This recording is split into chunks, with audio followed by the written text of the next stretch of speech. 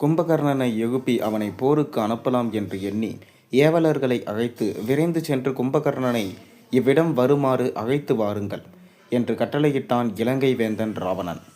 ஏவலர்கள் 4 காலனின் தூதர்களைப் போல கும்பகர்ணன் மாளிகையை சென்றடைந்தனர். தம் கையில் இருந்த எழுவினாலும் உலக்கையினாலும் அவன் தலையிலும் செவியிலும் மோதினார்கள். உறங்குகின்ற கும்பகர்ணா, உன் கண் மாய வாழ்வெல்லாம் இயங்குகின்றது. எழுந்திராய் எழுந்திராய், காற்றாடி போல் எங்கும் நிறைந்த வில் பிடித்த காலதூதர் கையிலே உறங்குவாய் உறங்குவாய், இனி கிடந்து உறங்குவாய் என பலவாறு கூறினர். பின்னர் ராவணனிடம் சென்று என்ன முயன்றும் கும்பகர்ணனை உறக்கத்தினின்றும் எழுப்ப முடியவில்லை என்று சொல்ல, ஒன்றன் மேல் ஒன்றாக யானைகளையும் யாளிகளையும் விட்டு மிதிக்க செய்து எழுப்புங்கள் என்று ஆணையிட்டான்.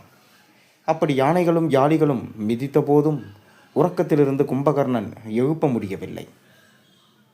1000 வீரர்கள் எழுந்ததைப் போல கும்பகர்ணன் புரண்டு படுத்து துயில் நீங்கி எழுந்து அமர்ந்தான். கும்பகர்ணன் எழுந்ததும் 3 வகை உலங்குகளிலும் அஞ்சி நடுங்கின. எதிரெதிர் திசையில் உள்ள 8 யானைகளும் தங்களுக்கு உரிய திசையில் இருந்து நிலை மாறின. சூரியன் அஞ்சினான். தாமரையில் அமர்ந்த பிரம்மனும், பார்க்கடலில் பள்ளி கொண்டுள்ள திருமாலும், கைலை மலையில் உள்ள ஆகிய 3 முதலாக கொண்ட பிற தேவர்களும் பிறரும் நடுங்கினர். ராவணன் அழைத்த செய்தியை கேட்ட கும்பகர்ணன் ராவணனது அரண்மனையை சென்றடைந்து அண்ணன் ராவணனை நிலத்தில் விழுந்து வணங்கினான். வணங்கிய தம்பியை தோளோடு தழுவினான் ராவணன். நிறைய மாமிசங்களை அடித்து குடம் குடமாக கல்லையும் குடிக்க கொடுத்து நல்ல உடைகளையும் விசேஷமான ஆபரணங்களையும் கொடுத்து அணிந்து கொள்ளச் செய்தான். இவ்வாறு எனக்கு சிறப்பு செய்வதெல்லாம் எதற்காக என்றான் கும்பகர்ணன். அதற்கு ராவணன், மானுடர் 2 பெரிய குரங்கு படையோடு இலங்கையை சூழ்ந்து கொண்டு என்னையும் வெற்றி கொண்டார்கள். நீ போய் அவர்களது உயிரை பறிக்கும் தொழிலை நிறைவேற்ற வேண்டும் என்றான். போர் வந்துவிட்டதோ? எல்லையற்ற கற்புடைய சீதாதேவியின் துயர் இன்னும் தீரவில்லையோ? தேவலோகத்திலும் மண்ணுலகத்திலும் வளர்ந்த நமது புகழ் அழிந்து போனதா? நாம் அனைவருமே அழிய போகும் காலம் வந்துவிட்டதோ? திருமகளாம் சீதையின் காரணமாக போர் வந்துவிட்டதோ? திட்டி விஷம், கண்ணில் நஞ்சுள்ள பாம்பு போன்ற சீதாதேவியை கொண்டு போய் ராமனிடம் ஒப்படைத்து விடு என்று நான் மந்திராசுலையின் போது சொன்னேனே, கேட்கவில்லையோ? எல்லாம் விதியின் செயல். இந்த போரின் காரணமாக இந்த நாட்டை இந்திரன் மீண்டும் பெறப்போகிறான். உன் பரந்த உறவினர்களையும் நண்பர்களையும் அழிக்கப் போகிறாய். நீயும் அழியப் போகிறாய். சிறையில் அடைப்பட்ட தேவர்களை விடுவிக்கப் போகிறாய். தீவினையிலிருந்து விடுபட உனக்கு இனி ஒரு மார்க்கமும் இல்லை. நீ கூறும் அந்த மானுடர்களின் எண்ணமும் சொல்லும் செயலும் சரணடைந்தோரை காக்கும் குணமும் அற வகையை சேர்ந்தவை. மாறாக வஞ்சனையும் பாவமும் பொய்யும் மேற்கொண்ட நாம் பிழைத்தால் என்ன முடியுமோ? அவர்களது அறநிலைக்கு அழிவு ஏது?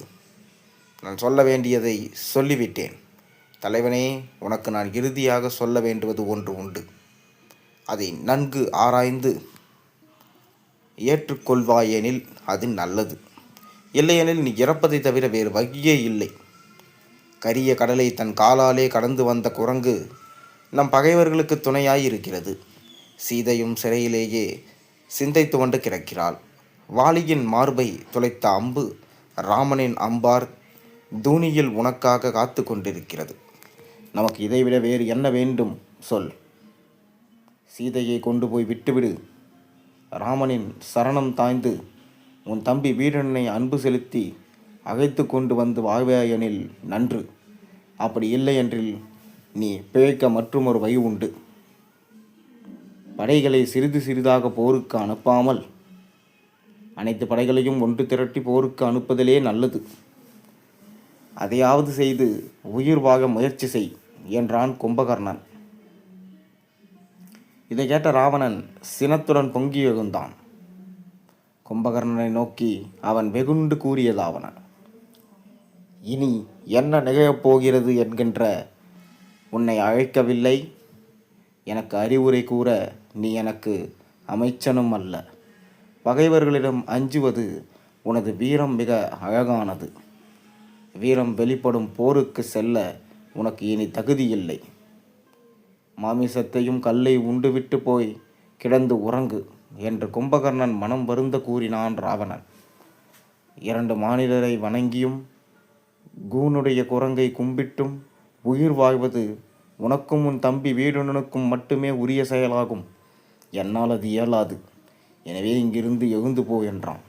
கும்பகர்ணனை அனுப்பிவிட்டு ராவணன் ஏவலாளர்களை அழைத்து, என் தேரையும் ஆயுதங்களையும் கொணர்க, போருக்கு நானே வருகிறேன் என்று அந்த 2 மானுட சிறுவர்களுக்கும் சொல்லி என் முன் வரச் சொல்க என்றான். கும்பகர்ணன் அண்ணனை பார்த்து பணிந்து, நீ பொறுத்து கொள்ள வேண்டும் என்று சொல்லி தன் பெரிய சூலத்தை தனது வலக்கரத்தில் ஏந்தி கொண்டு, இன்னொன்றும் சொல்ல வேண்டியிருக்கின்றது, கேட்பாயாக என்று சொன்னான். தலைவனே, நானே போருக்கு போகின்றேன். போய் அவர்களோடு போரிட்டு வென்று திரும்பி வருவேன் என்று என்னால் சொல்ல முடியவில்லை. ஊழ்வினை என் கழுத்தை பிடித்து தள்ளுகிறது. ஆகையால் போரில் நான் இறப்பேன். அங்கனம் நான் இறப்போனானால் சீதையை உன் நன்மை கருதி விட்டுவிடுதல் நல்லது. அரசே, இறுதியாக ஒன்றை சொல்ல விரும்புகிறேன். முன்னை நாள் முதல் இந்நாள் வரைக்கும் யான் செய்த குற்றங்கள் இருந்தால் அவற்றையெல்லாம் பொறுத்து கொள்வாயாக. இனி உன்னை காணும் பேறு எனக்கு இல்லை. தலைவனே, உன்னிடம் விடை பெற்றுக் கொள்கிறேன் என கூறி விடை பெற்றான். ஆதிசேரனிடம் தலையிலிருந்து நகுவி பிற மலைகளுக்கு வேந்தனாக விளங்கும் மேருமலை போல கும்பகர்ணன் தங்கத்தேரில் காணப்பட்டான். இவனது தோற்றத்தையும் வீரத்தையும் பார்த்து வியந்த ராமணன் அருகிலிருந்த வீரனிடம், இவன் ஒரு தோளிலிருந்து மற்றொரு தோல் வரை பார்க்க பல நாட்களாகும். உலகத்தின் நடுவில் உள்ள வரும் இவன் யார் என வினவினான். அதற்கு வீரனன் கூறியது, அண்ணலே, இவன் இலங்கை வேந்தன் ராவணனுக்கு பின் பிறந்தவன், அடியேனுக்கு மூத்தவன், காலனையொத்த சூலத்தை கையில் ஏந்திய கும்பகர்ணன். மேலும் இவன் அறவாழ்வை மேற்கொள்ளாத ராவணனின் ஒப்பற்ற தம்பி. ஊழிக்காலமளவும் உறங்கும் வரத்தை பெற்றவன். உடல் வலிமை, மன உறுதி ஆகியவற்றோடு உயர்வான தவம் செய்து வானளவான வரங்களை பெற்றவன். போர்க்களத்தில் இவன் திரிந்தபோது காற்றாடியைப் போல கனக்கற்ற பல உயிர்களை மாய்த்தவன். இதுவரை இவன் உறங்கியதால் மட்டுமே உலகம் இன்று வாழ்ந்து கொண்டிருக்கின்றது. இவன் தனது அண்ணன் ராவணனிடம் சீதையை சிறையெடுத்து வந்தது தவறு, இந்த செய்கையால் நமக்கு அழிவு உண்டாகும் என்று 1 முறைக்கு 2 முறை எடுத்துரைத்தான். அதை ஏற்காத அண்ணனை கடிந்தும் பேசினான். இவனது அறிவுரைகளை ஏற்காத ராவணன் இகழ்ந்ததால்தான் இறப்பு உறுதி என அறிந்தும் இங்கு வந்துள்ளான். இப்படி வீடுனன் சொல்லவும் அருகிலிருந்த சுக்ரீவன் ராமனை நோக்கி, இவனை கொல்வதால் என்ன பயல்? இவனை நம்மோடு சேர்த்து கொண்டால் வீடுனனும் தம் தமையனை இயக்க மாட்டான், நமக்கும் இது நன்மை பயக்கும் என்றான். அதற்கு இணங்கிய ராமன், தூது செல்வது யார் என வினவினான். தாங்கள் அனுமதி அளித்தால் அடியேன் சென்று கும்பகர்ணனிடம் எடுத்து சொல்லி அவனை நம்முடன் சேரும்படி அழைத்து வருகிறேன் என்றான் வீடனன். நல்லது, போய் வா என்று வீரனனை அனுப்பி வைத்தான் ராமணன். கும்பகர்ணனும் வீரனனும் உடனே அங்கிருந்து புறப்பட்ட வீடனன் வகையில் கடல் போல நிறைந்திருந்த வானர சேனைகளையெல்லாம் கடந்து கும்பகர்ணன் இருக்கும் இடம் சென்றான். அங்கு சென்று அண்ணன் கும்பகர்ணனை வணங்கினான். கண்களில் நீர் வழிய தன் எதிரே வந்து வணங்கிய தம்பியை தாங்கி அணைத்து ஆறத் தழுவி அவன் கூறியன, தவங்களை செய்து ஒழுக்கம், தர்மம் இவற்றை ஏற்றுக்கொண்டிருக்கிறாய்.